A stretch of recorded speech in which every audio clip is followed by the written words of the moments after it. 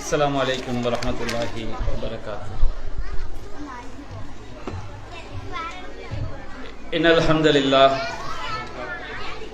نحمده ونستعينه ونستغفره ونعوذ بالله من شرور أنفسنا ومن سيئات أعمالنا.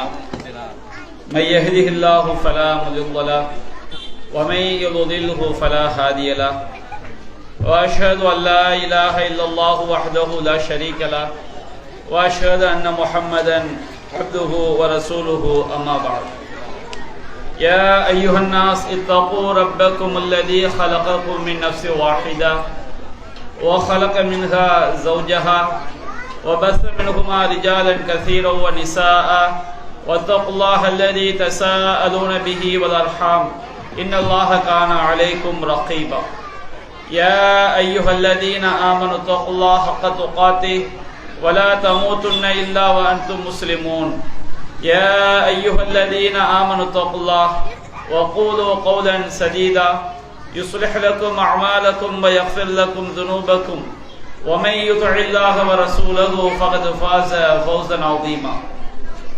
إن أصدق الحديث كتاب الله وخير الحديث حديث محمد وشر الأمور محدثاتها وكل محدثة بدعة وكل بدعة ضلالة وكل ضلالة في النار.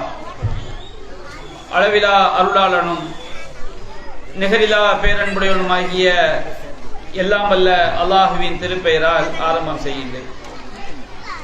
அந்த வல்ல நாயனின் வற்ற பெருங்கருணை அல்லாஹுவின் இறுதி தூதரும் நம் உயிரினும் மேலான நபிகள் நாயகம் ஸல்லல்லாஹு அலைஹி வஸல்லம் அவர்களின் மீதும் அன்னாரின் வழிமுறையை நெறிதவறாமல் பின்பற்றிய உத்தம சத்திய சஹாபாக்கள் மீதும் அனைத்து முஸ்லிம்கள் மீதும் நாம் அனைவரின் மீதும் என்றென்றும் நின்று நிலவட்டுமாக. அன்பிற்குரிய தாய்மார்களே, சகோதரிகளே, மாணவிகளே, பெரியோர்களே, அல்லாஹ்வுடைய மாபெரும் கிருபையினால் இந்த நிகழ்ச்சியிலே பெண்ணுரிமை காத்த பெருமானார் என்ற தலைப்பு எனக்கு தரப்பட்டிருக்கிறது. இந்த இஸ்லாமிய மார்க்கம், நம்முடைய இஸ்லாமிய மார்க்கம் பெண்களை எவ்வாறு போற்றி பாதுகாக்கின்றது, பெண்களுக்கு எத்தகைய உரிமைகளை வழங்கி இருக்கிறது, இஸ்லாம் ஒன்று மட்டும்தான் இவ்வுலகில் நடைமுறைப்படுத்தப்படும் பொழுது, பின்பற்றப்படும் பொழுது அது பெண்களை பாதுகாக்கும், பெண்களுக்குரிய உரிமைகளை வழங்கும் என்பதை பல்வேறு சான்றுகளின் மூலம் நாம் தெரிந்து கொள்ளலாம். நமக்கெல்லாம் ஒரு சந்தேகம் ஏற்படும். இன்றைய உலகத்திலே பெண்களுடைய உரிமை தொடர்பாக, பெண்களுக்குரிய சுதந்திரம் தொடர்பாக இஸ்லாமியர்கள் மீதும் இஸ்லாத்தின் மீதும் எண்ணற்ற விமர்சனங்களும் குற்றச்சாட்டுகளும் முன்வைக்கப்படுகிறது. இன்னும் சொல்ல போனால் இஸ்லாமியர்களிலேயே பலர் இஸ்லாமிய மார்க்கத்தின் மீது இது போன்ற பல குற்றச்சாட்டுகளை வைக்கின்றார்கள். பல பெண்களும் இஸ்லாமிய பெயர்களில் இருந்து கொண்டு இது போன்ற குற்றச்சாட்டுகளை முன்வைப்பதை நாம் சமூக வலைத்தளங்கள் வாயிலாக, செய்தித்தாள்கள் மூலமாக, தொலைக்காட்சிகள் மூலமாக நாம் பார்க்கின்றோம். அப்ப இப்படிப்பட்ட இந்த சூழலிலே இஸ்லாம் ஒன்று மட்டும்தான் பெண்களை பாதுகாக்கக்கூடிய மார்க்கம், பெண்களுக்குரிய உரிமைகளை வழங்கக்கூடிய மார்க்கம் என்பதை குர்ஆனிலிருந்தும் சுன்னாவிலிருந்தும் நாம் தெரிந்து கொள்ளவிருக்கின்றோம்.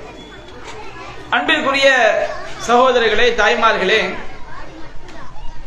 இன்றைக்கு முஸ்லிம்களாக வாழக்கூடிய நம்முடைய சமுதாயத்திலே, நம்முடைய இஸ்லாமிய சமுதாயம் பெண்களுக்குரிய முழுமையான உரிமைகளை வழங்கிவிட்டதா, முழுமையான சுதந்திரத்தை வழங்கிவிட்டதா என்று பார்த்தால் நிச்சயமாக இன்றைக்கு இஸ்லாம் என்று சொல்லக்கூடிய நம்முடைய சமுதாயம் பெண்களுக்குரிய உரிமைகளையும் வழங்கவில்லை, கடமைகளையும் முழுமையாக செய்யவில்லை, உரிமைகளையும் முழுமையாக வழங்கவில்லை, சுதந்திரத்தையும் உரிய முறையில் கொடுக்கவில்லை என்றுதான் சொல்ல வேண்டும். ஏனென்றால் இந்த உலகத்திலேயே பெண்கள் முழுமையான சுதந்திரத்தையும் உரிமைகளையும் பாதுகாப்பையும் அவர்களுக்கு செய்ய வேண்டிய கடமைகளையும் பெற்று வாழ்ந்த ஒரு காலம் இருக்கும் என்றால் அது நபிகள் நாயகம் ஸல்லல்லாஹு அலைஹி வஸல்லம் அவர்கள் வாழ்ந்த காலத்தில் உள்ள பெண்கள் தான். என்ன காரணம் என்று சொன்னால், நபிகள் நாயகம் ஸல்லல்லாஹு அலைஹி வஸல்லம் அவருடைய காலத்திலே வாழ்ந்த ஒவ்வொரு ஆணும் ஒவ்வொரு பெண்ணும் படைத்த இறைவனை முன்னிறுத்தி இறைவனுக்கு பயந்து மனிதர்களுக்கு செய்ய வேண்டிய கடமைகளை செய்தார்கள். ஒரு நபி தோழர் என்று சொன்னால் அவர் நம்மை படைத்த இறைவன் நம்மை மறுமையில் விசாரிப்பான் என்பதற்கு பயந்து அவர் தன்னுடைய தாய்க்கு செய்ய வேண்டிய கடமையை செய்தார், தன்னுடைய மனைவிக்கு செய்ய வேண்டிய கடமையை செய்தார், தன்னுடைய பிள்ளைகளுக்கு செய்ய வேண்டிய கடமைகளை செய்தார்கள், தன்னுடைய சகோதரிகளுக்கு செய்ய வேண்டிய கடமைகளை செய்தார்கள். அதுபோன்று நபிகள் நாயகம் ஸல்லல்லாஹு அலைஹி வஸல்லம் காலத்தில் வாழ்ந்த ஒவ்வொரு பெண்ணும் அல்லாஹ்விற்கு பயந்து அவர்கள் தங்களுடைய உரிமைகளை கடமைகளை செய்தார்கள். அல்லாஹ்விற்கு பயந்த மக்களிடமிருந்து உரிமைகளை பெற்றுக் கொண்டார்கள். அப்ப இன்றைக்கு நம்முடைய சமுதாயம் மற்ற சமுதாயங்களோடு ஒப்பிடும் பொழுது பெண்கள் சிறந்த ஒரு பாதுகாப்பையும் உரிமைகளையும் பெற்றிருந்தாலும் முழுமையாக பெற்றிருக்கிறார்களா என்று சொல்லும் போது நிச்சயமாக இல்லை என்றுதான் சொல்ல வேண்டும். அதற்கு என்ன காரணம்? மார்க்க அறிவின்மை, மறுமையை பற்றிய அச்சம் இல்லாமல் இருப்பது, நம்மை படைத்த இறைவன் நம்மை மறுமையில் நாம் செய்த ஒவ்வொரு செயலுக்கும் விசாரிப்பான் என்கின்ற பயம் இல்லாமல் இருப்பது இதுதான் அடிப்படையான காரணம். அப்போ ஒரு பெண்களுக்குரிய சுதந்திரமும் உரிமையும் எந்த சமுதாயத்தில் முழுமையாக கிடைக்கும்? எந்த சமுதாயத்தில் ஆண்களும் பெண்களும் அல்லாஹ்வை அஞ்சக்கூடிய மக்களாக இருக்கிறார்களோ அவர்கள்தான் முழுமையான உரிமைகளையும் பெற முடியும், முழுமையான பாதுகாப்பையும் பெற முடியும், முழுமையான சுதந்திரத்தையும் பெற முடியும். இதை நம்முடைய மனதில் நாம் பதிய வைத்துக் கொள்ள வேண்டும். அப்ப இன்றைக்கு இஸ்லாமிய சமுதாயத்தில் பெண்களுடைய உரிமை தொடர்பாக பல பிரச்சனைகள் எழுப்பப்படுகிறது என்று சொன்னால் அதற்கு இஸ்லாம் காரணம் அல்ல, அந்த இஸ்லாத்தை சரியாக பின்பற்றாத முஸ்லிம்கள் தான் காரணமாக இருக்கின்றனர் என்பதை நம்முடைய மனதில் நாம் பதிய வைத்துக் கொள்ள வேண்டும். நபிகள் நாயகம் ஸல்லல்லாஹு அலைஹி வஸல்லம் அவர்கள் இறுதி தூதராக வருவதற்கு முன்பாக, இந்த இஸ்லாம் வருவதற்கு முன்பாக அரபு சமுதாயத்துடைய நிலை எவ்வளவு கேடுகெட்ட நிலையாக இருந்தது என்பதை நாம் சற்று சிந்திக்க கடமைப்பட்டிருக்கிறோம். பெண்களை அவர்கள் எவ்வாறு நடத்தினார்கள்? பெண் குழந்தை பிறந்து விட்டது என்று சொன்னாலே உயிரோடு புதைக்கக்கூடிய கூட்டமாக இருந்தார்கள், உயிரோடு சமாதி கட்டிடுவாங்க. ஏன்னா அன்றைக்கு கருவோடு கலைக்கக்கூடிய டெக்னாலஜி அவங்கள்ட்ட இல்லை.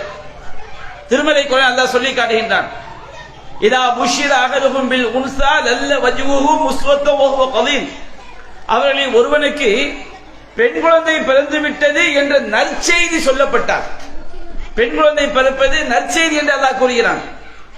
பெண் குழந்தை பிறந்து விட்டது என்ற நற்செய்தியை அறியாமை காலத்திலே வாழ்ந்த ஆண்களிடம் போய் சொல்லும் பொழுது அவங்களுடைய முகம் அப்படியே கோபத்தால் கடுகடுத்து கருப்பு நிறமாகி விடுமா.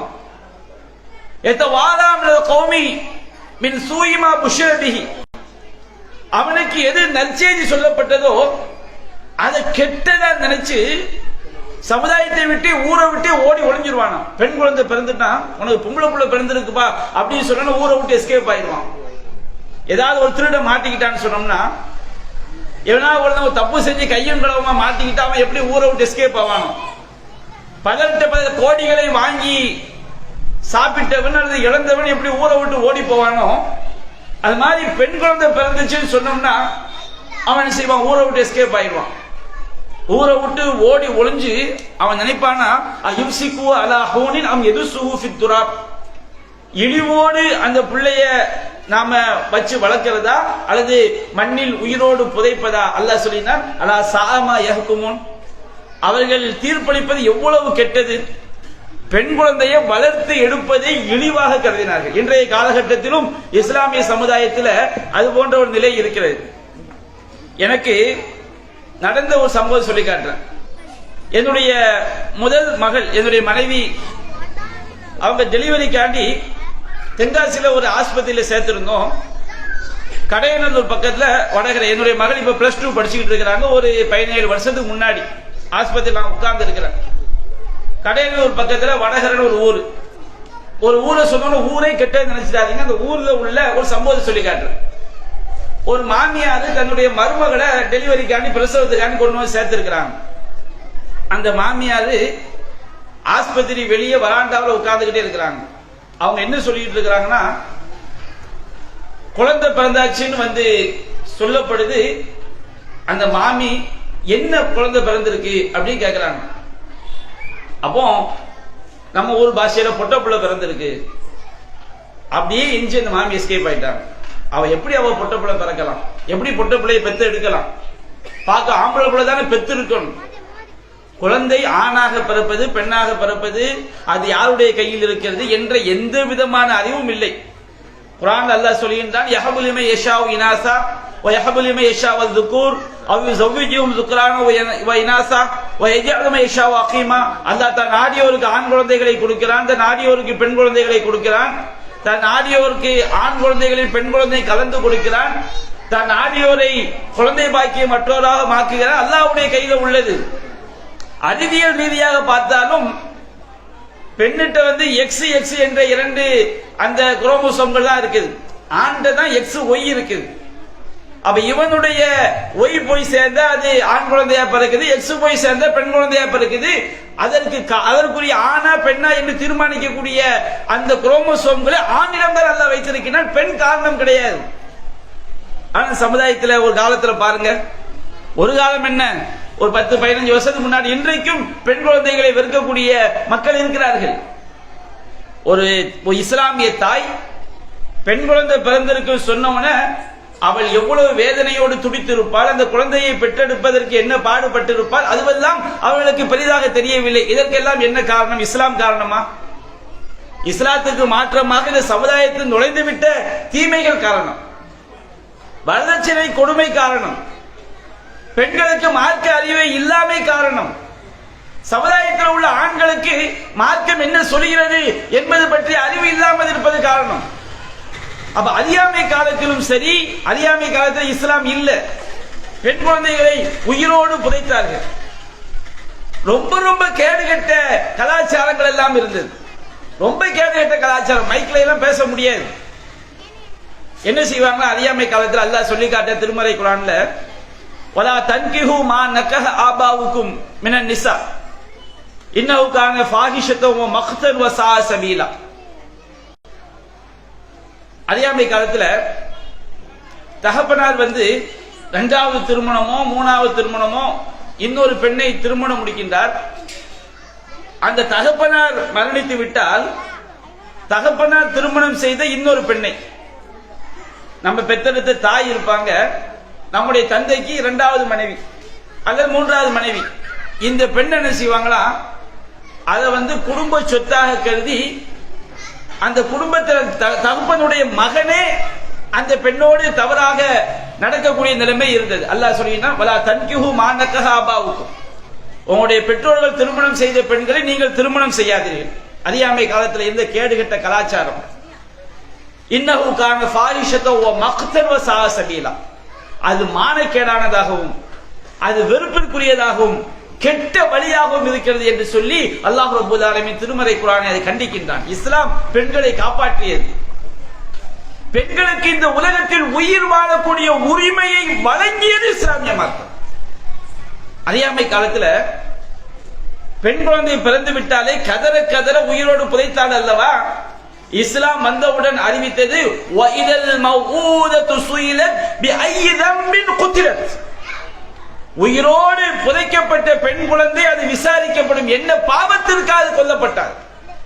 இஸ்லாம் மறுமை பயத்தை முன்னிறுத்தி அல்லாஹ்வுடைய அச்சத்தை உள்ளங்களில் ஆழ பதிய செய்து மக்களை நேர்வழிப்படுத்தியது. பெண்களுக்கு உயிர் வாழக்கூடிய உரிமையை இஸ்லாம் வழங்கியது. உயிர் வாழ்வதற்கே உரிமை கொடுக்கவில்லை. அல்லாஹ் சொன்னான், அல்லாஹ்வை அங்கிக் கொள்ளுங்கள். ஒரு பெண் குழந்தையை நீ உயிரோடு புதைத்தால் அவள் என்ன பாவம் செய்தாள்? உன்னை கொலை செய்தாளா? குழந்தை எப்படி கொலை செய்ய முடியும்? உன்னை துன்புறுத்தினாளா? என்ன பாவத்திற்காக அந்த பச்சிளம் குழந்தையை நீ புதைத்தாய்? மறுமையில் அல்லாஹ் விசாரிப்பான். நபிகள் நாயகம் ஸல்லல்லாஹு அலைஹி வஸல்லம் அவர்கள் உண்மையான இறையச்சத்தை, அல்லாஹ்வுடைய பயத்தை உள்ளத்தில் புகுத்தி தான் பெண்களுக்குரிய உரிமைகளை வழங்கினார்கள். இஸ்லாம் பெண்களுக்கு உயிர் வாழக்கூடிய உரிமையை வழங்கியது. அன்றைய காலத்தோடு ஒப்பிட்டு பார்க்கணும். எந்த ஒண்ணுமே ஒப்பிட்டு பார்க்காமல் இருந்தால் நமக்கு அதனுடைய சிறப்பு வழங்காது. ஒரு தடவை எங்க தெருல மீன் வித்துக்கிட்டு ஒரு அம்மா வந்தாங்க. மீனை வித்துக்கிட்டு ஒரு வீட்டுடைய நிலையில சோர்வா வந்து உட்கார்ந்தாங்க. அப்ப நான் கேட்டேன், என்னம்மா வியாபாரம்லாம் எப்படி போகுது? என்னப்பா, ஒரு நாளைக்கு பல தெருக்கு அலைஞ்சா லாபம் ஒரு 600-700 ரூபாய் கிடைக்கும். பரவாயில்லையே, அவங்க நல்ல சம்பாத்தியம் இல்ல. என்ன சம்பாத்தியமா? இந்த 600 கொண்டு போய் வீட்டுக்கு போனவனா என்ன செய்வானா? ஒரே அடியை கொடுப்பானா.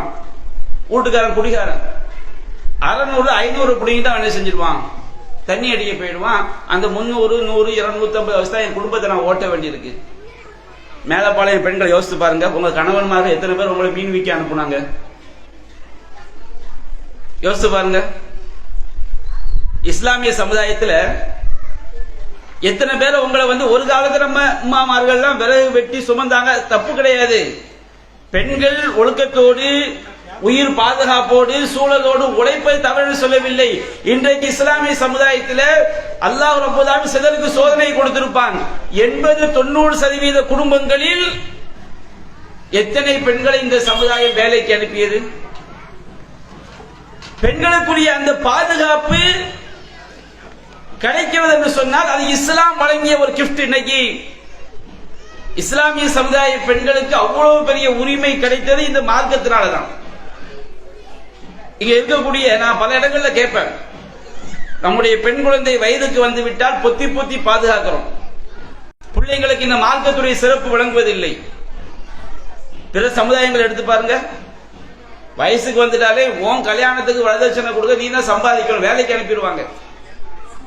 அந்த பிள்ளைகள் படக்கூடிய பாடு. இந்த இஸ்லாம் ஒரு குடும்பத்தில் ஆண் மக்கள் பெண்களை அவர்கள் எவ்வித சிரமத்திற்கும் உள்ளாக்காமல் பாதுகாக்கிறார் என்று சொன்னால், எவ்வளவு வறுமை குடும்பமாக இருந்தாலும் பெண்களை பாதுகாக்கிறார் என்று சொன்னால், இஸ்லாம் வழங்கிய அந்த உரிமை, இஸ்லாம் இங்கே ஓரளவு வாழ்வதனால் பெண்கள் மிகப்பெரிய பாதுகாப்பை பெற்றிருக்கிறார் என்பதை தாய்மார்கள் மறந்துவிடக் கூடாது. இஸ்லாம் எந்த இடத்திலையும் ஆணையும் பெண்ணையும் பிரித்து பார்க்கவில்லை. பெண்களுக்கென்று பெண்களுடைய சூழலை கவனித்து சில பிரத்யேக சட்டங்கள் சொல்லப்பட்டிருக்கிறது. எப்படி ஒரு குழந்தையாக இருக்கும் பொழுது அந்த குழந்தைக்கு எந்த தாயும் பிரியாணியை கொண்டு போய் கொடுக்க முடியாது. ஒரு 10 வயசு பையனுக்கு பிரியாணியை கொடுப்போம், 1 வயது குழந்தைக்கு தாய்ப்பால் தான் கொடுக்க முடியும். அது என்ன, 10 வயசு பையனுக்கு பிரியாணி, 1 வயது குழந்தைக்கு தாய்ப்பால்னு சொன்னா அவனை விட முட்டாள் இருக்க முடியுமா? குழந்தையுடைய நிலையை கவனித்து அதுக்கு வேண்டிய உணவை கொடுப்போம். ஒரு பெரிய வயதுடைய குழந்தை பையனை கவனித்து அவனுக்கு வேண்டிய உணவை கொடுப்போம். அதுபோன்றுதான் பெண்களுடைய நிலையை கவனித்து பெண்களுடைய பாதுகாப்புக்காண்டி இஸ்லாம் பெண்களுக்கு சில பிரத்யேக சட்டங்களை, சில பிரத்யேக விஷயங்களை இஸ்லாம் சொல்லி இருக்கிறதை தவிர அது பெண்களை தாழ்த்துவதற்காக அல்ல. இதை பாருங்க, குர்ஆன்ல அல்லாஹ் சொல்லி காட்டுகின்றான். இஸ்லாம் பெண்களை எப்படி பாதுகாக்கிறது என்று பாருங்கள். அல்லாஹ் கூறுகின்றான், யா அய்யுஹன் நபியு குல்லி அஸ்வாதிக வ பனாதிக வ நிசாஇல் முஃமினீன யுதுனீன அலைஹின்ன மின் ஜலாபிபிஹின்ன. நபியே, உங்களுடைய மனைவியருக்கும் உங்களுடைய பெண் மக்களுக்கும் அல்லாஹ்வை நம்பிக்கை கொண்ட ஆண்களுடைய எல்லா பெண்களுக்கும் நீங்கள் சொல்லுங்கள். மனைவியர், சகோதரிகள், தாய், தந்தை, பெரியம்மா, சின்னம்மா எல்லாருக்கும் நீங்க சொல்லுங்க, யுதுனீன அலைஹின்ன மின் ஜலாபிபிஹின்ன, அவர்கள் தங்களுடைய தலை மூக்காடுகளை அவர்கள் தொய்வாக தொங்க விட்டுக் கொள்ளட்டும். இந்த வசனம் அருளப்படுவதற்கு முன்பாக பெண்கள் முஸ்லிம் அல்லாத பெண்கள் எப்படி ஒரு கண்ணியமான ஆடை தலையை மறைக்காம அணிவாங்களோ அந்த மாதிரி இஸ்லாமிய பெண்களும் அணிந்து கொண்டிருந்தார்கள்.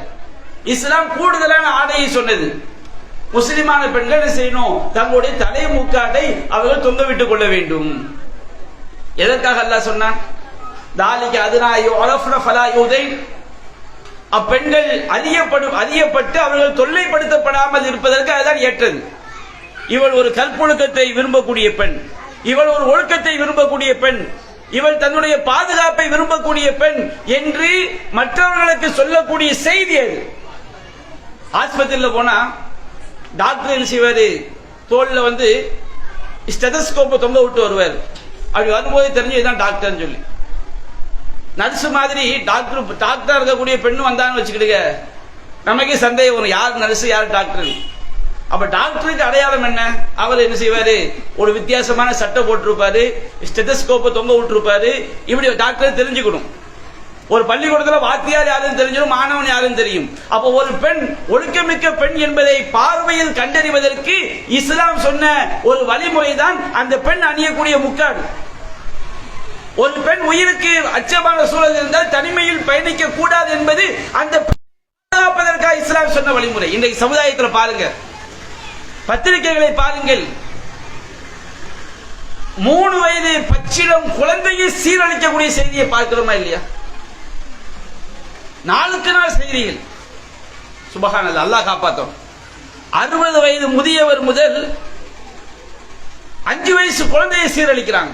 5 வயசு குழந்தைய, அவன் ஒரு உயிர், அதுக்கு என்ன வேதனைப்படும், அது எவ்வளவு பெரிய சிரமம் என்பதை பற்றியெல்லாம் அவனுடைய சிந்தனை யோசிப்பதில்லை. இதற்கு அவன் மட்டும் காரணமல்ல, சில நேரங்களில் அந்த பெண் குழந்தைகளை எப்படி பாதுகாக்க வேண்டும் என்ற பெற்றோருடைய அறியாமையும் அதில் காரணம். சமுதாயத்தில் உள்ள சட்டங்களும் காரணம், அரசாங்கத்துடைய செயல்பாடுகளும் காரணம், தண்டனைகள் சரியாக இல்லாமல் இருப்பதும் காரணம். நாளுக்கு நாள் செய்திகள் வந்து கொண்டே இருக்கிறதா இல்லையா? குழந்தைய சீரழித்து அப்படியே சாகிற வரைக்கும் கழுத்தை நெரித்து கொல்லக்கூடிய செய்திகள். எப்படிப்பட்ட கல்லஞ்சனாக இந்த மனிதனை மாற்றுகிறது? இஸ்லாம் அதை தடுக்கிறது. அந்த பெண்களை பாதுகாப்பதற்காகத்தான் ஒரு பெண் உயிருக்கு பாதுகாப்பற்ற இடமாக இருந்தால், ஊராக இருந்தால், சூழலாக இருந்தால் அவள் தன்னந்தனியாக பயணிக்க கூடாது என்பது பெண்களை அடக்குமுறை செய்வதல்ல. ஒன்றை நான் ஆழமாக இங்கே குறிப்பிடுகிறேன்.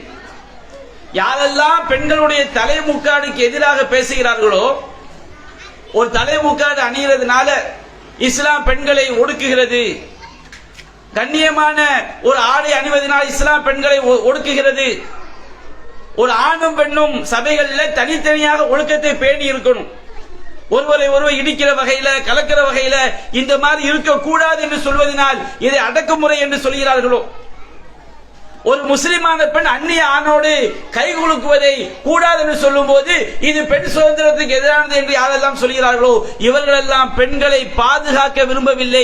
இவர்களெல்லாம் அவருடைய உள்ளத்தில் இருப்பது அந்த பெண்களை ரசிக்க வேண்டும் என்று நினைக்கிறார்கள். அதை வேறு வார்த்தைகளில் அவர்கள் வெளிப்படுத்துகிறார்கள். இஸ்லாம் பெண்களை உண்மையிலேயே பாதுகாக்க வேண்டும் என்று நினைக்கிறது. அதற்குத்தான் இஸ்லாம் பெண்களுக்குரிய ஒழுக்க மாண்புகளை சொல்லி காட்டுகிறது. ஒரு குழந்தையை ஒரு தாய் எப்படி பாதுகாப்பாளோ அது போன்று ஒரு பெண்ணை பாதுகாக்க வேண்டும். அந்த பெண்ணுக்குரிய உரிமையா, அந்த பெண்ணுக்குரிய உயிர் பாதுகாப்பை வழங்க வேண்டும் என்பதற்காகத்தான் அந்நிய ஆண்களோடு தனிமையில் இருக்காதீர்கள், அந்நிய ஆண்களோடு தேவையில்லாமல் உயிர் எங்கே பாதிப்பு ஏற்படுமோ அங்கே தனியாக பயணம் செய்யாதீர்கள், கண்ணியமான ஆடைகள் அணிந்து கொள்ளுங்கள், உங்களுடைய அழகு அலங்காரங்களை யார் யாருக்கு முன்னால் வெளிப்படுத்த வேண்டும் என்கின்ற எல்லா சட்டங்களும் ஒரு பெண்ணை பாதுகாப்பதற்கு தான் என்பதை எந்த ஒரு சகோதரியும் மறந்துவிடக் கூடாது. இறைவன் இந்த சமுதாயத்தின் மீது கொண்டுள்ள கருணை, பெண்களின் மீது கொண்டுள்ள கருணை.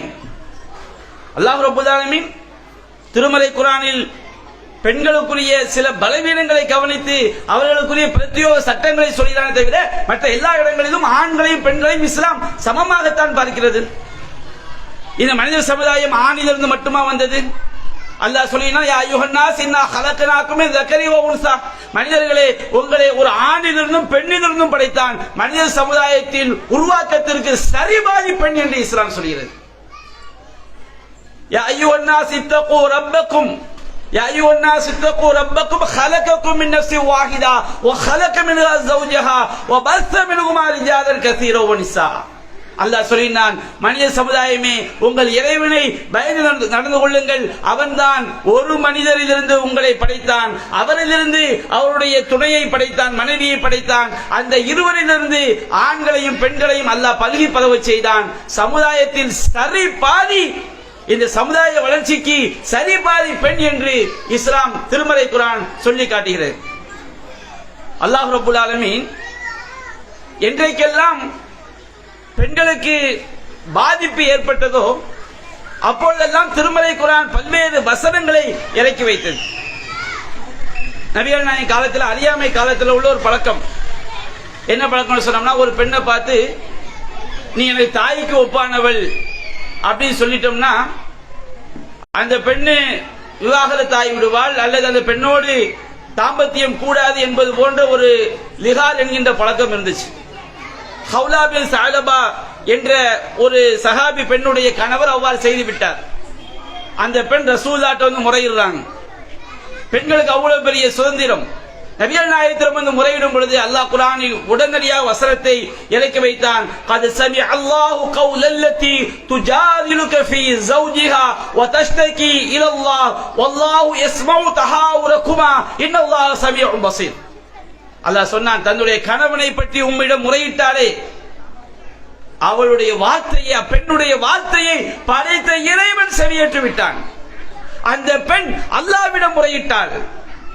அல்லாஹ் அந்த பெண் நபிகள் நாயகத்தோடு செய்த உரையாடலை அல்லாஹ் செவியேற்றான். அல்லாஹ் செவியுறுபவன், பார்ப்பவன் என்று சொல்லி அந்த பெண்ணுக்குரிய பரிகாரத்தை அல்லாஹ் திருமறை குர்ஆனில் அந்த பெண்ணுக்கு செய்ய வேண்டிய உரிமையை அல்லாஹ் இறக்கி வைத்தான். அன்னை ஆயிஷா ரலியல்லாஹு அன்ஹா அவங்க மேல அவதூறை முனாஃபிக்குகள் பரப்பிய பொழுது அல்லாஹ் ரப்பல் ஆலமீன் திருமறை குர்ஆனில் மிக நீண்ட வசனங்களை இறக்கி வைத்து அன்னை ஆயிஷா ரலியல்லாஹு அன்ஹா அவர்கள் பரிசுத்தமானவர்கள், அவர்கள் மிகவும் கற்பு கரசியாக திகழ்ந்தார்கள். அவர்கள் மீது அவதூறு பரப்பிய அநியாயக்காரர்களுக்கு தண்டனைகளையும் சட்டத்தையும் இறக்கி வைத்து இஸ்லாம் பெண்களை பாதுகாத்தது. உம்மு சலமா ரலியல்லாஹு அன்ஹா அவர்கள் இன்னும் சில பல சஹாபி பெண்கள் இந்த மார்க்கத்துக்காக ஹிஜ்ரத் செய்து வந்தார்கள். அவர்களுக்கு சில கேள்விகள், ஆண்களை போன்று பெண்களாகி நாமும் ஹிஜ்ரத் செய்கிறோம், நமக்கு ஹிஜ்ரத்துடைய சிறப்புகள் எல்லாம் திருமறை குர்ஆனில் ஆண்களை பார்த்து பேசுவதை போன்று இருக்கிறது, பெண்களுக்கு ஏதாவது கிடைக்குமா, பெண்களுக்கு உண்டா என்கின்ற சந்தேகம் ஏற்படும் பொழுது திருமறை குர்ஆன் பதிலளித்தது. ஃபஸ்தஜாப லஹும் ரப்புஹும், அவருடைய இறைவன் அவர்களுக்கு பதிலளித்தான், அன்னி லா உதியு அமல் ஆமில் மின்கும் மின் ذكரி வ உன்ஸா.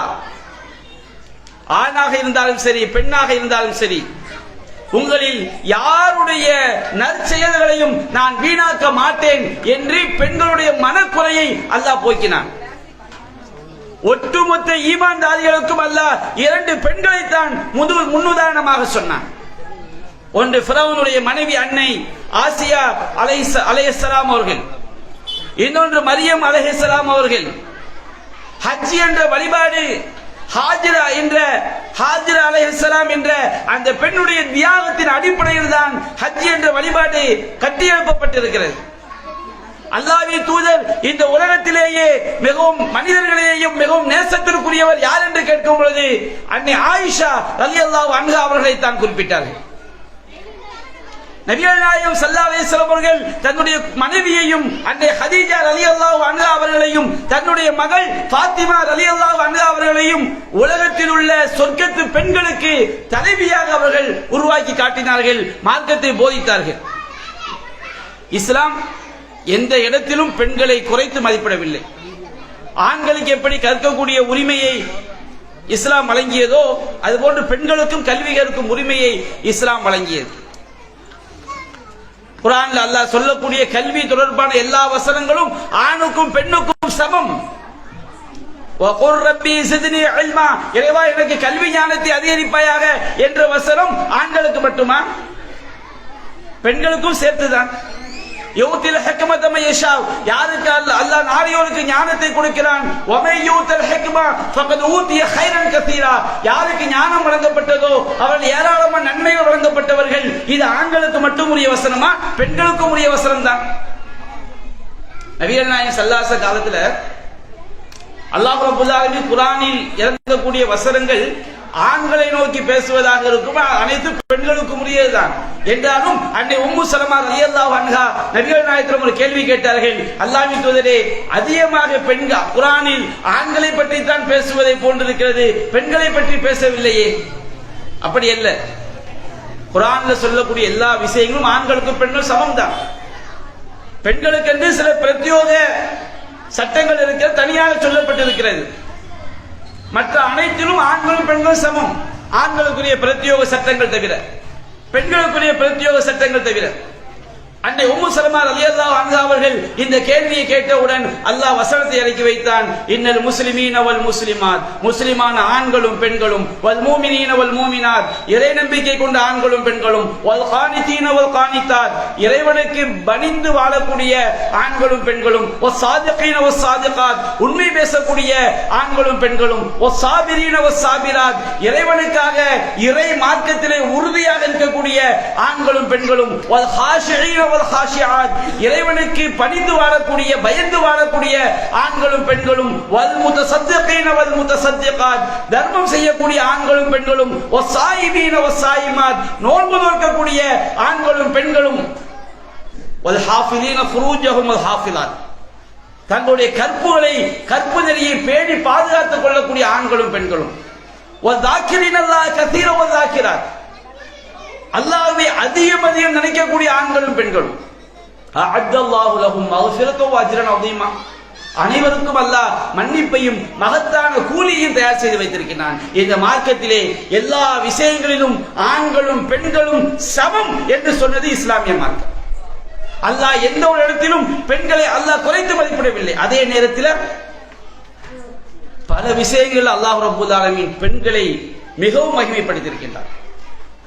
ஒரு பெண்ணை தாயாக பார்க்கும் பொழுது தகப்பனை விட தாய்க்கு முன்னுரிமை. அல்லாஹ் சொல்லுகின்றான், வஸைனல் இன்சான பிவாலிதை, பெற்றோருக்கு பணிவிடை செய்யுமாறு மனிதனுக்கு நாம் கட்டளையிட்டோம். பெற்றோர் என்றால் தாயும் தந்தையும்.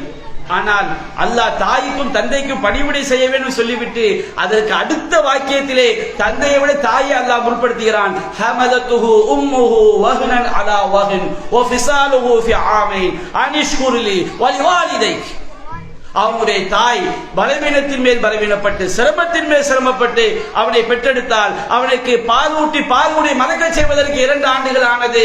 எனவே உனக்கு தாயை உண்டாக்கி தாயை தந்து உன்னை வளர்ப்பதற்கு காரணமாக இருந்த அல்லாஹ்வுக்கு நீ நன்றி செலுத்து. அனிஷ்குர்லி, எனக்கு நீ நன்றி செலுத்து. உன்னுடைய பெற்றோருக்கும் நீ நன்றி செலுத்து. இஸ்லாம் தாய் தந்தை என்று வரும்பொழுது பெண் என்ற தாயை இஸ்லாம் முன்னிலைப்படுத்தியது. நபிகள் நாயகம் ஒரு சஹாபி வருகின்றார். அல்லாஹ்வின் தூதரே, மன் அஹக்குன் நாஸி பி ஹுஸ்னி ஸஹாபா, நான் உலகிலேயே அழகிய முறையில் தோழமை கொள்வதற்கு, தோழமை என்றால் என்னுடைய சொத்துக்களை நான் கொடுப்பதற்கு, ஒரு சிரமம் ஏற்பட்டால் துணை நிற்பதற்கு, நான் பாசத்தோடு நடப்பதற்கு, பரிவு காட்டுவதற்கு, அன்பு காட்டுவதற்கு மிக தகுதியானவர் யார்? நபிகள் நாயகம் சொன்னார்கள், உம்முக, உன்னுடைய தாய். அவர் கேட்டார், சும்மமன், அல்லாஹ் அடுத்து யார்? உம்முக, உன்னுடைய தாய். அல்லாஹ் சும்மமன், அடுத்து யார்? உம்முக, உன்னுடைய தாய். சும்மமன், அடுத்து யார்? அபாக்க, உன்னுடைய தந்தை. இஸ்லாம் தாய் என்ற அந்தஸ்தில் பெண்ணை எப்படி பார்க்கிறது பாருங்கள். தாயை எப்படி கவனிக்க வேண்டும் என்று சொல்லக்கூடிய ஹதீஸ்கள், நபிமொழிகள் ஏராளம் ஏராளம். இஸ்லாம் ஒருபோதும் பெண்களை கைவிடவில்லை. பெண்களை உயர்ந்து பார்க்கிறது இஸ்லாம். மனைவி என்ற அந்தஸ்தில் இஸ்லாம் பெண்ணை எப்படி பார்க்கிறது? எனக்கு முன்னால் பேசிய சகோதரி கூட குறிப்பிட்டார்கள், ஒவ்வொரு ஆணுடைய வெற்றிக்கு பின்னாலும் மூமினான பெண் இருக்கின்றார் சொல்வார்கள். ஒவ்வொரு ஆணுடைய வெற்றிக்கு பின்னாலும் பெண் இருக்கிறார் என்று. அப்படி அல்ல. பல ஆண்கள் தூக்குல தொங்குறதுக்கு பெண்கள் காரணமா இருக்கிறாங்க. பல ஆண்கள் நாசமா போறதுக்கு பெண்கள் காரணமா இருக்கிறாங்க. ஆனால் ஒரு மூமினான ஆணுடைய சொர்க்கம் என்ற வெற்றிக்கு பின்னால் கண்டிப்பாக ஒரு மூமினான ஒரு பெண் இருக்கின்றார். நபிகள் நாயகம் ஸல்லல்லாஹு அலைஹி சொன்னார்கள், துன்கஹுல் மர்அத்து லிஅர்பஇன், ஒரு பெண் 4 காரணங்களுக்காக மணம் முடிக்கப்படுகிறாள். லிமாலிகா வலி ஹஸபிகா வலி ஜமாலிகா வலி தீனிகா. சிலர் செல்வத்துக்காக கல்யாணம் முடிப்பாங்க, சிலர் பெரிய குடும்ப பாரம்பரியத்துக்காக முடிப்பாங்க, சிலர் அழகுக்காக முடிப்பார்கள், சிலர் மார்க்கப்பட்டு இந்த பெண் அல்லாஹ்விற்கு கட்டுப்பட்டு நடக்கிறாள், நற்குணம் உடையவளாக இருக்கிறாள், நல்ல பண்புகள் உடையவளாக இருக்கிறாள் என்பதற்காக திருமணம் முடிப்பார்கள். அல்லாஹ் தூதர் சொன்னார்கள், ஃபதுஃபுர் பிதாத்தித்தீன், மார்க்கம் உடையவளை கொண்டு நீ வெற்றி பெற்றுக்கொள். ஒருவனுடைய வெற்றி எங்கே இருக்கிறது? இஸ்லாம் பெண்களை எங்கே வைத்து பார்க்கிறது? ஒரு ஆணுடைய மறுமை வெற்றி, இம்மை வெற்றி, அவனுக்கு வாழ்க்கை துணையாக அமையக்கூடிய பெண்ணை வைத்திருக்கிறது என்று இஸ்லாம் சொன்னது. நபிகள் நாயகம் சொன்னார்கள், அத்துன்யா குல்லுஹா மதா, இந்த உலகம் முழுவதும் வாழ்வதற்கேற்ற செல்வம். காத்து இல்லாம வாழ முடியுமா? சூரியன் இல்லாம வாழ முடியுமா? தண்ணி இல்லாம வாழ முடியுமா? வாழ முடியாது. தண்ணி, காற்று, சூரியன், காசு, பணம் எல்லாமே நமக்கு, வீடு வாசல், ஆரோக்கியம் எல்லாமே வாழ்வதற்கு தேவை. இஸ்லாம் சொன்னது, நீ உனக்கு வாழ்றதுக்கு வீடு தேவை, நீ வாழ்வதற்கு காசு பணம் தேவை, நீ வாழ்வதற்கு ஆரோக்கியம் தேவை, நீ வாழ்வதற்கு ஆடை தேவை, நீ வாழ்வதற்கு உனக்கு சூரியன் தேவை, நீ வாழ்வதற்கு சந்திரன் தேவை, எல்லாமே மழை தேவை, எல்லாமே தேவை.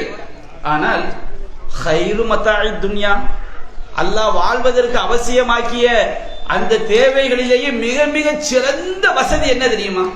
வசதி என்ன தெரியுமா? அல் மர்அத்து சாலிஹா, நல்லொழுக்கமுடைய பெண். இதுக்கு மேல ஒரு பெண்ணை வேற யாராவது சொல்ல முடியுமா? உலகத்தில் நல்லொழுக்கமுடைய பெண்ணை விட ஒருவனுக்கு வாய்க்கக்கூடிய வாழ்க்கை வசதி எதுவுமே இல்லை என்று இஸ்லாம் சொல்கிறது. என்றால் இஸ்லாம் பெண்ணை எந்த இடத்தில் வைத்து பார்க்கிறது? சுப்ஹானல்லாஹ், மார்க்கமுடைய பெண்ணை. ஒரு மூமினான ஒருவன் மார்க்கம் தெரிந்திருந்து அவங்களுடைய மனைவியும் மார்க்கம் தெரிந்தவளாக இருந்தால் எந்த அளவிற்கு அல்லாஹ் கட்டுப்படுகிறார்களோ அவர்களுக்கு தான் மிகச் சிறந்த வாழ்க்கை. நான் சொல்லவில்லை, அல்லாஹ்வே சொல்கின்றான். وَمَنْ عَمِلَ صَالِحًا مِنْ ذَكَرٍ وَأُنْثَى وَهُوَ مُؤْمِنٌ. அற்புதமான வசனம்.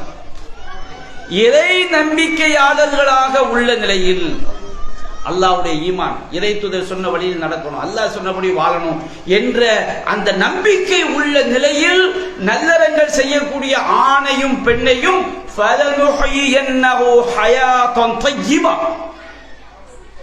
அற்புதமான வாழ்க்கை, அவர்களுக்கு அழகிய வாழ்க்கையை நாம் வாழ வைப்போம் இந்த உலகத்திலும் மறுமை.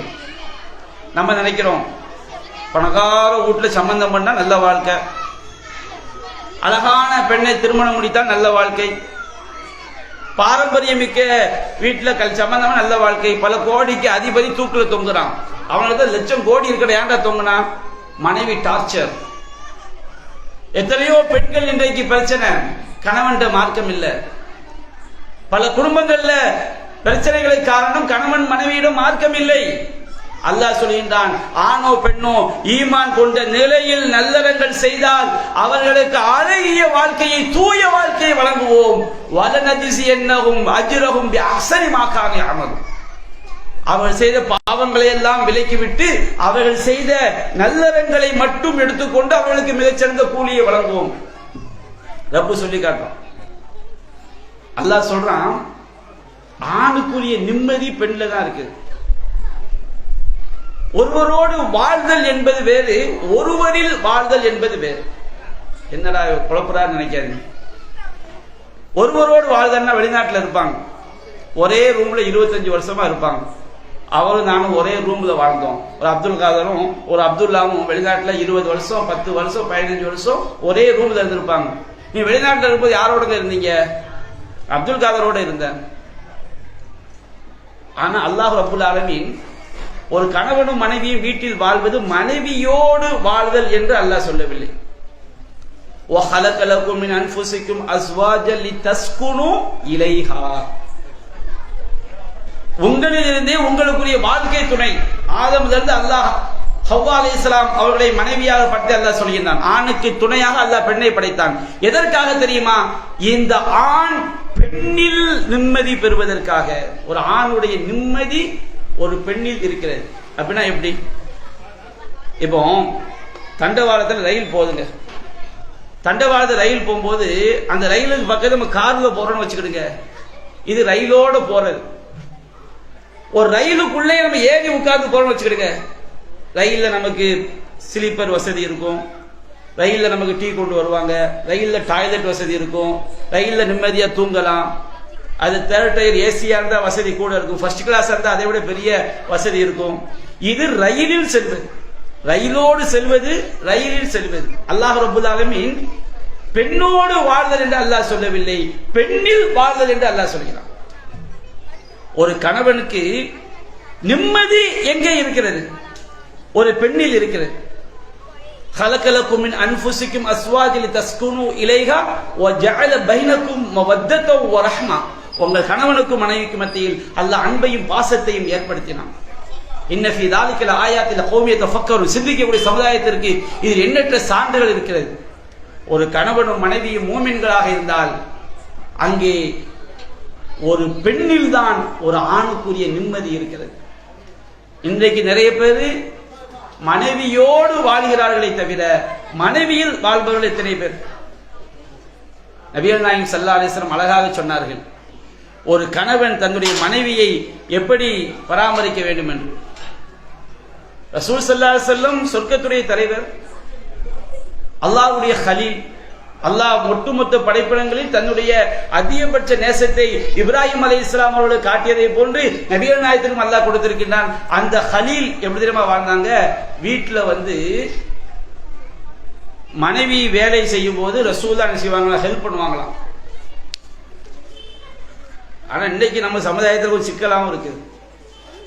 ஒரு நாளைக்கு அவர் சோப்போட போனா டெய்லி நீங்களே போட்டுக்கிடுங்கன்னு சொல்லக்கூடிய ஒரு சூழலாகவும் இருக்கு. ரசூல் ஸல்லல்லாஹு அலைஹி வஸல்லம் செய்வாங்க, மனைவிக்கு வீட்டு வேலைகள்ல என்ன செய்வாங்க?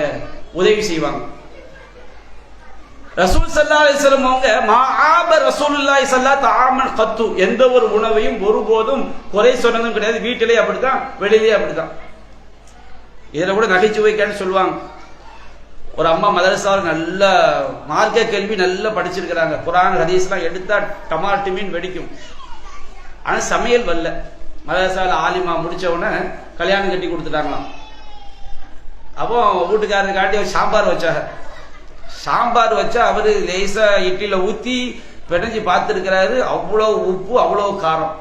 உடனே இவங்க சொன்னாங்களாம், இல்லைங்க ரசூலுல்லாஹ் எந்த சாப்பாட்டையும் குறை சொன்னதே கிடையாது, நீங்க பிஸ்மில்லா சொல்லி என்ன செய்யுங்க, சாப்பிடுங்க, அல்ஹம்துலில்லாஹ் சரியாகும். அப்ப அவர் சொன்னாரா, நான் பிஸ்மில்லா சொல்லி சாப்பிட்டு அல்ஹம்துலில்லாஹ் சொல்ல முடியாத, இன்னாதில்லாஹ் இன்னாதில்லாஹி ராஜிஊன் சொல்ற மாதிரி இருக்கும்.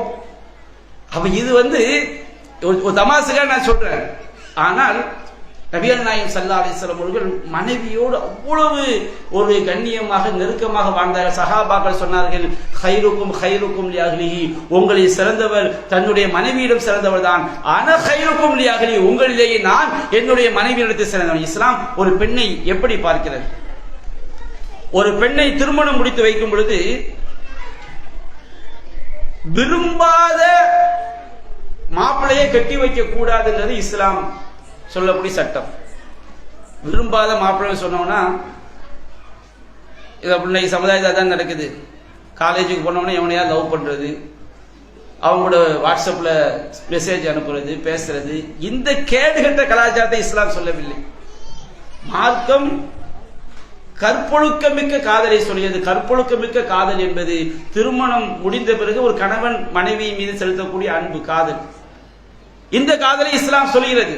அதே நேரத்தில் ஒரு பெண்ணுக்கு அவள் விருப்பமில்லாத மாப்பிள்ளைய கல்யாணம் பண்ணி வைக்க கூடாது என்பது மார்க்கத்துடைய சட்டம். இந்த உரிமை எத்தனை பேர் தன்னுடைய பிள்ளைகளுக்கு வழங்கி இருக்கிறோம்?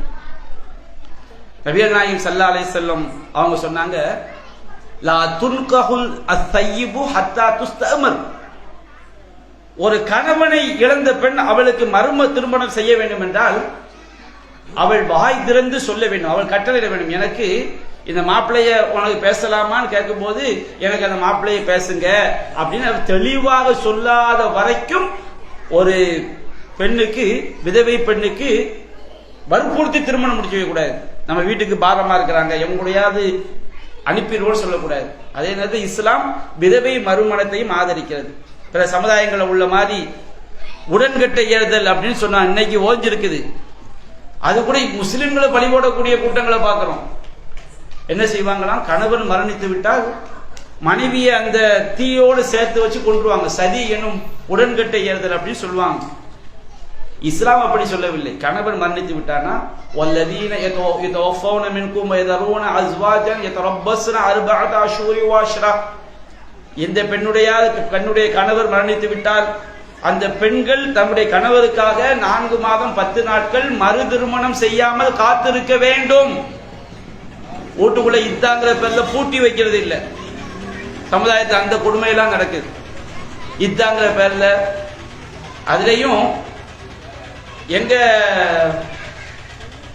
தாயுடைய தாய் அவங்க கணவர் வஃபாத்தானவன என்ன செஞ்சாங்கன்னா இத்தா ஓலப்பாய வச்சு அதுல சாணி இருக்கு பாருங்க, சாணி. அந்த ஓலப்பாயில சில ஓட்டை இருக்குது, சூரிய ஒளி உள்ள வருதான். சாணியை கரைச்சு அதுல வச்சு என்ன செய்யறாங்க, பூசுறாங்க. கடுமையான வறுமை, சாப்பாடு கொடுக்க ஆள் கிடையாது. பக்கத்து வீட்டுல ஒரு நல்ல மனுஷர் இருந்தாலும் செய்வார்னா தட்டுல சோத்தை வச்சு அந்த இத்தாக்கு கீழே ஊடி, அந்த ரூம் இருக்கா இல்லையா, அது கீழே ஊடி உள்ள தள்ளி விட்டோன்னா எடுத்து சாப்பிடுவாங்க. இது 10-25 வருஷத்துக்கு 30-35 வருஷத்துக்கு முன்னாடி உள்ள சம்பவத்தை நான் சொல்றேன். வயிற்றுல குழந்தை உண்டாயிருந்தா அந்த அம்மா இத்தாக்குள்ள போக கூடாதான். என்னப்பா வயிற்றுல ஆம்பளை பிள்ளை இருந்து பார்த்துட்டா எவ்வளவு கேடுகட்ட சமுதாயமா நம்முடைய சமுதாயம் இருந்திருக்கு பாருங்க. சுபான அல்லாஹ் காப்பாற்றணும். கோடி போடுவாங்க, கோடினா 1 லட்சம் 2 லட்சம், அந்த கோடி இல்லை. கணவன் இறந்து போயிட்டான்னு சொன்னோம்னா அந்த பெண்ணுடைய அண்ணன் தம்பி வீட்டுல இருந்து வெள்ள துணியை கொண்டு வந்து கட்டுவாங்க. அதுக்கு பேர் கோடியாம். இன்னைக்கும் பல இடங்கள்ல இருக்குது. இங்க இருக்குதா கோடி போடுறது? அல்லாஹ் காப்பாற்றணும். இத்தா காலம் என்பது ஒரு பெண் மறு திருமணம் செய்வதற்கு தடை செய்யப்பட்ட காலம். அந்த காலகட்டத்திலே ஒரு பெண் நகை கணவனுக்கு அலங்கரிக்கிற மாதிரி அலங்கரிக்க கூடாது, நகை அணிய கூடாது, மருதாணி போடக்கூடாது. அது கணவனுக்காக அவள் கவலையோடு துக்கமாக இருக்க வேண்டிய நாள். யார் மரணித்தாலும் சரி 3 நாளைக்கு மேல கவலையோடு இருக்கக்கூடாது. கணவனுக்காக மட்டும் ஒரு பெண் 4 மாதம் 10 நாள் அவள் காத்திருக்க வேண்டும். அந்த கணவன் மூலமாக அவருடைய கருவில் குழந்தை உண்டாக இருக்கிறதா இல்லையா என்பதை வெளிப்படுத்துவதற்காக. அப்போ அல்லாஹ் சொல்றான், கணவனை இழந்த பெண்கள் 4 மாதம் 10 நாட்கள் காத்திருக்க வேண்டும். ஃபைதா பலகன அஜலஹுன்ன, அவர்கள் தங்களுடைய தவணையை அடைந்து விட்டால் ஃபலா ஜுனாஹ அலைக்கும் ஐயன்கு, அவர்கள் தங்கள் விஷயத்தில் அவர்கள் என்ன முடிவெடுத்தாலும் அவர்கள் மீது குற்றம் இல்லை. அல்லாஹ் ரப்பல் சொல்லிக்கிறார். விதவை மறு திருமணத்தை செய்து காட்டிய மார்க்கம் இஸ்லாமிய மார்க்கம். இன்னைக்கு இந்த உரிமையெல்லாம் சமுதாயத்தில் மார்க்கம் தெரியாத எத்தனை பேர்?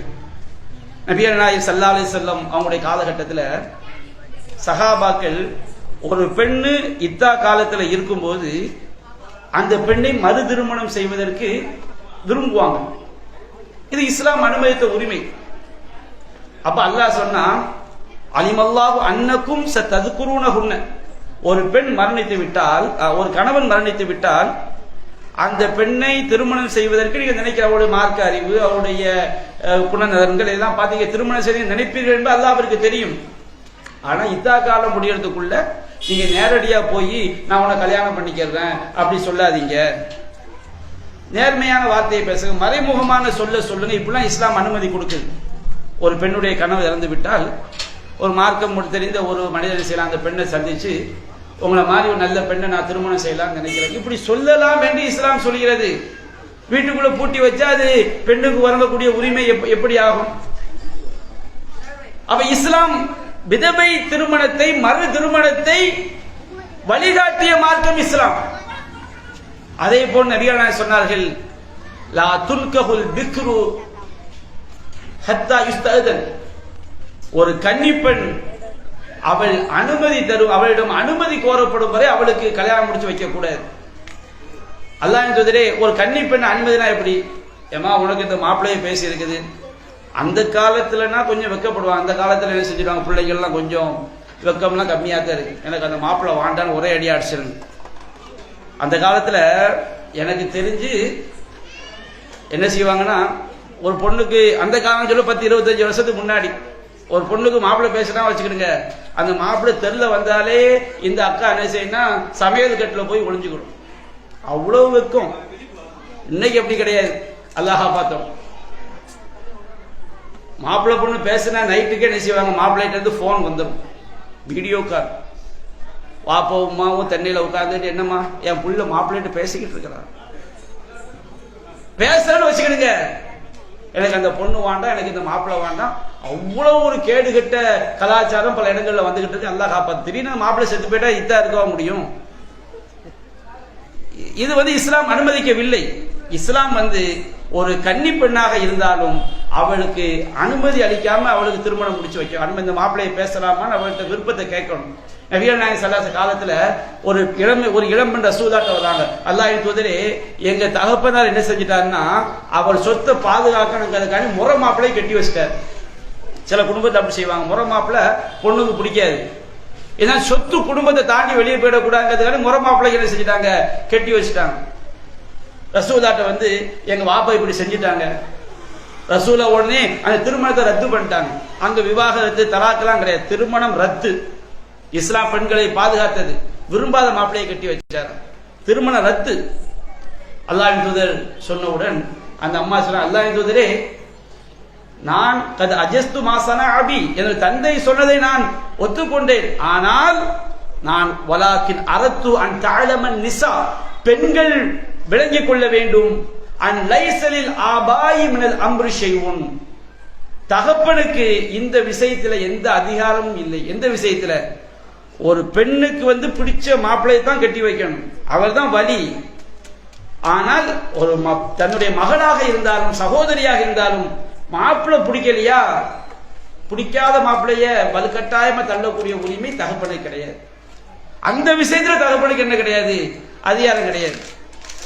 அப்போ தகப்பனாக இருந்தாலும் அவருக்கு அனுமதி இல்லை, பெண்களுக்கு உரிமை இருக்கிறது என்பதை பெண்கள் அறிந்து கொள்ள வேண்டும். சமுதாயத்தில் இருந்த உரிமையை இஸ்லாமிய சமுதாயம் எத்தனை பேர் கொடுத்திருக்கோம் நம்ம பிள்ளைகளுக்கு, நம்முடைய மகள்களுக்கு.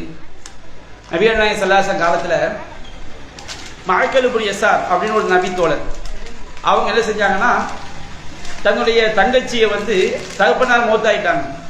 அவங்களுடைய சகோதரியை ஒரு மாப்பிள்ளைக்கு கல்யாணம் முடிச்சு வைக்கிறாங்க. அந்த மனுஷன் என்ன பண்ண சொன்னோம்னா, கொஞ்ச நாள்ல என்ன செஞ்சிட்டாரு, தலாக் விட்டார். தலாக் விட்டவுடனே இத்தா காலம் இருக்க, தலாக்கில் 3 மாதவிடாய் காலம் காத்திருக்கணும். அவர் அந்த காத்திருப்புக்காக திரும்ப அழைக்கல, தலாக் ஆயிடுச்சு, திருமண உறவு முறிந்து விட்டது. கொஞ்ச நாள் கழிச்சு அந்த மாப்பிள்ளை என்ன செய்யறாரு, திரும்ப இந்த பெண்ணை திருமணம் முடிக்க விரும்புறாரு. மஅக்கல் இப்னு யஸார் ரலியல்லாஹு அன்ஹு கடுமையான கோபம், மோன என்னுடைய சகோதரியை திருமணம் செஞ்சு தலாக் விட்டுட்டு நீ திரும்ப கல்யாணம் முடிக்க கேட்கிறியா, அப்படியே ஒரு கடுமையான கோபத்தில் இருப்பது. ஆனா இந்த சகோதரிக்கு விருப்பம் அந்த கணவரோடு வாழ்றதுக்கு, இவர் முடியாதுங்கிறார். அப்ப அல்லாஹ் ஆயத்தை வைக்கிறான், யா அய்யுஹல்லதீன ஆமனூ இதா தல்லக்துமுன் நிஸாஅ ஃபபலக்ன அஜலஹுன்ன ஃபலா தஅதுலுஹுன்ன யன்கிஹ்ன அஸ்வாஜஹுன்ன இதா தராலு பைனஹும் பில் மஅரூஃப். இறை நம்பிக்கையாளர்களே, ஒரு பெண்ணை தலாக் விடப்பட்டு அந்த இத்தா காலம் முடிந்த பிறகு அந்த பெண் அந்த கணவர்களை திருமணம் செய்ய நாடினால் நீங்கள் அந்த பெண்களை துன்புறுத்தாதீர்கள்.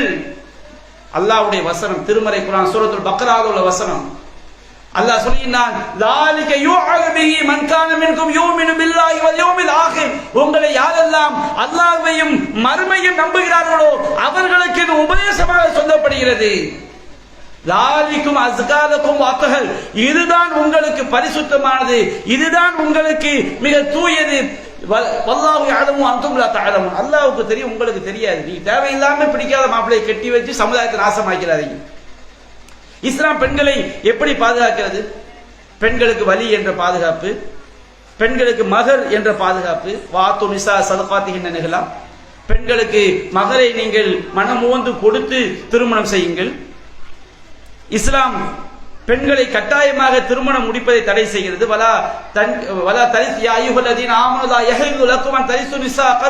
பெண்களை வலுக்கட்டாயமாக திருமணம் செய்வது உங்களுக்கு கூடாது என்று இஸ்லாம் சொல்கிறது. அதே போன்று நபிகள் நாயகம் சொன்னார்கள், இத்தகுல்லாஹ ஃபின்னிஸா, ஆண்களுக்கு சொன்னார்கள் பெண்கள் விஷயத்திலே அல்லாஹ்வை அஞ்சிக் கொள்ளுங்கள். ஃபஇன்னகும் அஹத்துமூஹுன்ன பி அமானத்தில்லாஹ், அல்லாஹ்வுடைய அமானிதமாக அந்த பெண்களை பெற்றுக் கொள்கிறீர்கள். எவ்வளவு அற்புதமான வாசகம் பாருங்க. அமானிதம்னா யாருடைய அமானிதம்? அல்லாஹ் தந்த அமானிதம். அல்லாஹ் பிள்ளைகள் அல்லாஹ் தந்த அமானிதம். பெண் என்பவள் ஒரு கணவனுக்கு சொத்து கிடையாதுல்ல.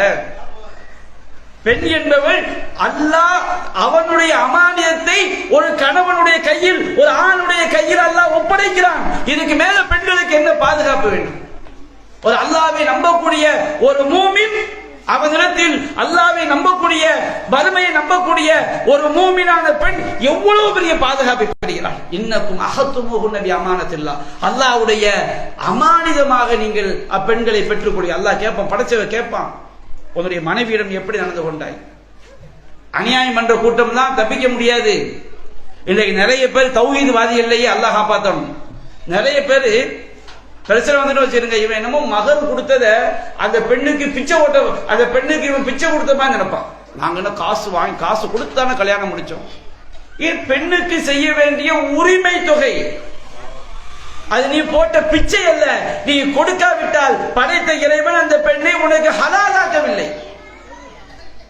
அல்லாஹ் மகர் என்பது பெண்ணுக்கு கொடுக்க வேண்டிய உரிமை தொகை. அது நம்ம ஒரு ஆண் போடக்கூடிய பிச்சை அல்ல. அது அல்லாஹ் சொல்லினான், வஆத்து நிஸா ஸதுகாத்திஹின்ன நிஹ்லா. நிஹ்லானா என்னங்க? நன்கொடை. ஒரு பள்ளியாசலுக்கு நன்கொடை கொடுக்கிறோம் வச்சுக்கிடுங்க, அதற்குரிய கூலி யார்கிட்ட எதிர்பார்க்கணும்? அல்லாஹ் கிட்ட எதிர்பார்க்கணும். ஒரு பெண்ணுக்கு கொடுக்கக்கூடிய ஒரு உரிமை, கடமை மகர் தொகை. அப்ப அல்லாஹ் ரப்பல் ஆலமீன் பெண்கள் விஷயம், பெண்கள் அமானிதம் என்று அல்லாஹ் சொல்கின்றான். வஸ்தஹலல்தும் ஃபுரூஜஹுன்ன பிகலிமத்தில்லாஹ், அல்லாஹ்வுடைய உத்தரவை கொண்டு அவருடைய கற்புகளை நீங்கள் ஹலாலாக்கி கொண்டீர்கள். அந்த பெண்கள் உங்களுக்கு செய்ய வேண்டிய கடமை என்ன? வலக்கும் அலைஹின் அல்லாஹ் யூத்தின ஃபுர்ஷக்கும் மன் தக்ரஹுனும்.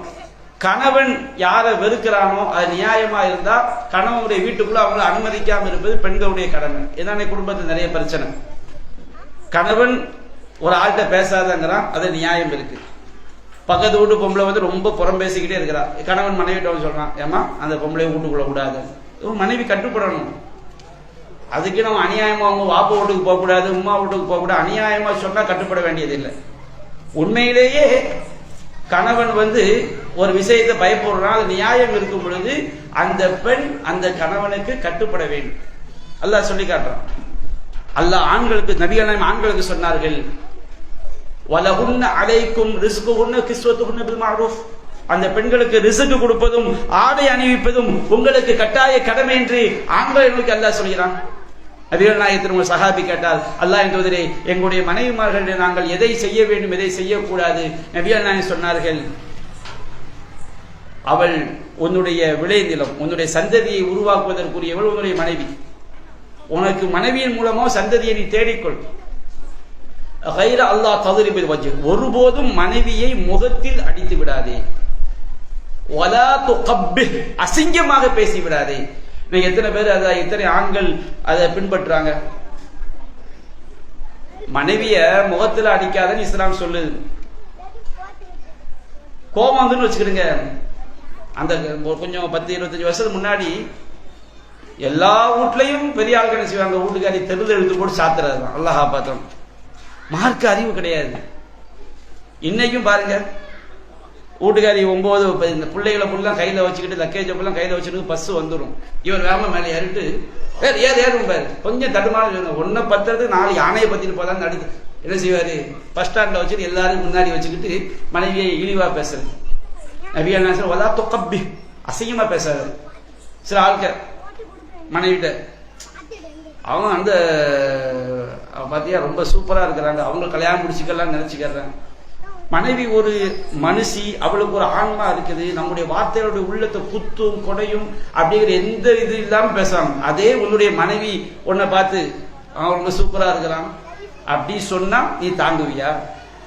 நபி என்ன சொல்றாங்க, வலா துகப்பி, அசிங்கமாக பேசாது. ஆதுஇம் இதா ஊதுஇம்த, உனக்கு அல்லாஹ் ரிஸ்க் தரும்போது, வருமானத்தை தரும்போது உன்னுடைய மனைவிக்கு உணவளிக்க வேண்டும். வருமானம் இல்லை, ஏதோ கூழோ கஞ்சியோ குடிச்சு மனைவி சகிச்சு போகணும். நல்ல காசு வருது, நீ மட்டும் ஹோட்டலில் போய் கிரில் சிக்கன் 65 எல்லாத்தையும் தின்னுட்டு பாபநாசத்துக்கு டூர் போய் அங்கே போய் தண்ணிக்குள்ள நின்றுக்கிட்டே தட்டில் வச்சு ரொட்டியை சாப்பிட்டு வீட்டில் ஒரு ஜீவன் இருக்குது, அதுக்கு கொடுக்காட்ட நீ மனுஷன் கிடையாது. அல்லாஹ் அவனுக்கு ரிஸ்க் தர்றானா? இன்னைக்கு அது மேதப்பாடை சொல்ல வேண்டிய அவசியம் இல்லை. ஞாயிற்றுக்கிழமை ஆயிட்டாலே திருநெல்வேலி எல்லா ஹோட்டல்லையும் சுபஹானல்லாஹ் நிறைஞ்சுதான் இருக்குது. இன்னும் பண்பாடு நல்லா வளரணும். அத்தொழிம் இதா உத்தொழித்த, உனக்கு அல்லாஹ் உணவு தரும்போது நல்ல ரிஸ்க தாராளமா தரும்போது மனைவிக்கு நீ உணவளி. வக்சு இதக் தசைத்த, அல்லாஹ் உனக்கு நிறைய ஆடைகளை தரும் பொழுது நீ அது மாதிரி மனைவிக்கும் நிறைய ஆடைகளை வாங்கி கொடு. வலா தஹஜுர் இல்லா ஃபில் பைத், நீ மனைவியை வெறுப்பை காட்ட வேண்டும் என்றால், கண்டிக்க வேண்டும் என்றால் வீட்டுக்குள் வைத்துதான் கண்டிக்க வேண்டும். நடுத்தல்ல வச்சு 4 பேருக்கு மத்தியில, மாமியாருக்கு முன்னாடி வச்சு, மாமனாருக்கு முன்னாடி வச்சு, இந்த வேலையெல்லாம் பார்த்தா அது ஒரு மூமினுடைய பண்பு கிடையாது. மனைவியை நீ வெறுப்பை காட்டணுமா, கண்டிக்கணுமா, வீட்டுக்குள்ள வச்சு 4 சோத்துக்குள்ள வச்சு ரூமுக்குள்ள வச்சு கண்டி. எத்தனை பேர், எத்தனை மூமின்கள் இன்றைக்கு இதை பின்பற்றக்கூடிய சமுதாயமா இருக்கிறோம். பெண்களுக்கு இஸ்லாம் சொத்துரிமையை வழங்கி இருக்குது. எத்தனை பேர் சொத்தை கொடுக்கிறோம்? குர்ஆன்ல அல்லாஹ் சொல்லி காட்டுது, ரிஜால் நஸீபு மிம்மா தரக்கல் வாலிதானி வல் அக்ரபூன் வலி நிசாயி நஸீபு மிம்மா தரக்கல் வாலிதானி வல் அக்ரபூன் மிம்மா கல்ல மின் வ கஸர். தாய் தந்தை விட்டுட்டு போன சொத்து ரொம்ப கம்மியா இருந்தாலும் ரொம்ப அதிகமா இருந்தாலும் 50 ரூபா விட்டுட்டு போனாலும் அவங்களுக்கு வந்து ஆணுக்கும் பங்கு இருக்கு, பெண்ணுக்கும் பங்கு இருக்கு. 5 கோடி ரூபா விட்டுட்டு போனாலும் ஆணுக்கும் பங்கு இருக்கு, பெண்ணுக்கும் பங்கு இருக்குது. லிதக்கரி மிஸ்லு ஹலில் உன்சை, ஒரு ஆணுக்கு கிடைக்கிற மாதிரி பாதி ஒரு பெண்ணுக்கு சொத்துல பங்கு கொடுக்கணும். அது பெண்களுக்கு கிடைக்கக்கூடிய அநியாயம் அல்ல. ஏனென்றால் ஒரு பெண்ணுக்கு பாதி என்று அவளுக்கு எந்த கடமை இஸ்லாத்துல கிடையாது. ஒரு ஆணுக்கு அப்படி இல்லை. தாயை கவனிக்கணும், மனைவியை கவனிக்கணும், மகளை கவனிக்கணும், மகர் கொடுக்கணும், தலாக் விட்டா ஜீவனாம்சம் கொடுக்கணும், எல்லா கடமைகளையும் சுமத்தி ஒரு ஆம்பளைக்கு 1 லட்சம் ரூபாய் சம்பளம் வரியை போட்டு 75,000 ரூபாய் பிடிங்கிட்டு 25,000 சம்பளம், பேருக்கு 1 லட்சம், கையில கிடைக்கிறது எவ்வளவு? 25,000. ஆனா ஒரு பெண்ணுக்கு சம்பளம் 1 லட்சம் என்றால் எந்த வரியும் இல்லாமல் அவளுக்கு கிடைக்கிற சம்பளம் மாதிரி. இதை சில ஆட்கள் என்ன செய்வாங்க, ட்விஸ்ட் பண்ணாங்க. ஒரு மறுமையை நம்பிய மார்க்கத்துல ஒரு ஆண் என்பவன் சகோதரியை கவனித்தாக வேண்டும். ஒரு சகோதரி கல்யாணம் முடிச்சு கொடுத்தாச்சு, திடீர்னு வீட்டுக்காரன் வாண்டேன்னு சொல்லிட்டான். அந்த சகோதரி எங்கதான் வரும்? வாப்பம்மா இருந்தா வாப்பம்மா வீட்டுக்கு போகும், இல்லைன்னா சகோதரனை கவனித்தாக வேண்டும். கவனித்தாக கூடாது என்று சொல்லக்கூடிய உரிமை சகோதரனுக்கு கிடையாது. அது இஸ்லாம் டபுளா சொத்தை கொடுக்கும். ஆனா ஒரு சகோதரனுக்கு திருமணம் முடிச்சு கொடுத்தாச்சு, அந்த மனைவி கணவனை கொலா விட்டா சகோதரி வீட்டுல போய் உட்கார முடியுமா? ஏதோ ரொம்ப ரேரா பெரிய பணக்கார குடும்பமா இருந்தா வா அண்ணன் வா தம்பின்னு வச்சுக்கலாம். எந்த ஆம்பளை பெண் வீட்டுல போய் உட்கார முடியுமா? பெண்ணுக்கு சகோதரிக்கு ஒரு பிரச்சனைனா யார் வீட்டுல வந்து உட்காருவாங்க? சகோதரன் வீட்டுல வாப்பம்மா இல்லாட்டா சகோதரன் வீட்டுக்கு வரணும். சகோதரன் அவங்க கவனிக்க வேண்டிய பொறுப்பு சகோதரனுக்குரியது. இப்படி பல காரணங்களை முன்வைத்து இஸ்லாம் ஆணுக்கு டபுளாகவும் பெண்கள் பாதியாகவும் கொடுக்குது. இது பெண்களுடைய பாதுகாப்புக்காக. மார்க்கம் தெரியாத மூடர்கள் என்ன செய்வாங்க? தப்பா விமர்சிப்பாங்க. இஸ்லாம் மறுமையை நம்பி வாழக்கூடிய சமுதாயத்துல இஸ்லாம் பெண்களை எந்த அளவுக்கு பாதுகாக்கிறது? மனைவிட்ட குறை இருந்தாலும் அதை பொறுத்துக்கிட்டு வாழ இஸ்லாம் சொல்லுது. இப்படி எந்த மார்க்கத்திலையும் சொல்லாது. அல்லாஹ் சொல்லி காட்டுறான், வாஷிருஹுன்ன பில் மஅரூஃப், உங்கள் மனைவியோடு அழகிய முறையில் வாழ்க்கை நடத்துங்கள். ஃபைன் கரிஹ்துமூஹுன்ன, உங்கள் மனைவியரிடம் சில குணங்கள் வெறுத்தாலும் நீங்கள் பொறுத்துக் கொள்ளுங்கள். சிலருக்கு கல்யாணம் முடிச்சிடுவாங்க, அவர் நினைப்பாரு நம்ம மனைவி ரொம்ப சாஃப்டா இருக்கணும், அது படப்பட படப்பட சிறுகுஞ்சியா, அது படப்பட பொரியிற ஆளா இருக்கும். சில ஆளுக்கு சரியா சமைக்க தெரியாது. சிலருக்கு வந்து எதுக்கெடுத்தாலும் என்ன செய்வாங்க, கோவப்படுறவங்களா இருப்பாங்க. அல்லாஹ் சொன்னா உனக்கு பிடிக்காத குணம் இருக்குதா பொறுத்துக்கொள். நீங்கள் ஒரு குணத்தை வெறுத்தால் ஏராளமான நன்மைகளை அந்த குணத்தில் அல்லாஹ் வைத்திருப்பான். ஒரு அம்மா என்ன செய்யலாம், படப்படப்படும் பேசலாம் கணவனை, ஆனா அந்த குடும்பத்தையே ஒற்றுமைப்படுத்தக்கூடிய தன்மை அந்த பெண்ணுக்கு அல்லாஹ் கொடுத்திருக்கிறான். பல பாக்கியங்கள் அதுல இருக்கும். அல்லாஹ் லா யஃப்ருக்கு மூமினுன் மூமினத்தன், எந்த ஒரு இறை நம்பிக்கை கொண்ட ஆணும் இறை நம்பிக்கை கொண்ட பெண்ணை வெறுக்க வேண்டாம். என் கரிய மின்ஹா குலுக்க ரலிய மின்ஹா ஆகர், ஒரு குணத்தை வெறுத்தால் மற்றொரு குணத்தை பொறுத்து கொண்டு வாழுங்கள். இஸ்லாம் எல்லா விதத்திலும் பெண்களை பாதுகாக்கிறது. தலாக் விடப்பட்ட பெண்களுக்கு ஜீவனாம்ச உரிமையை இஸ்லாம் கொடுக்கிறது. கணவனை பிடிக்காவிட்டால் ஹுலா செய்யக்கூடிய உரிமை, கணவனை விட்டு பிரிந்து வாழக்கூடிய உரிமையை இஸ்லாம் கொடுக்கிறது. இப்படி எல்லா விஷயத்திலும் இஸ்லாம் பெண்களை பாதுகாக்கிறது.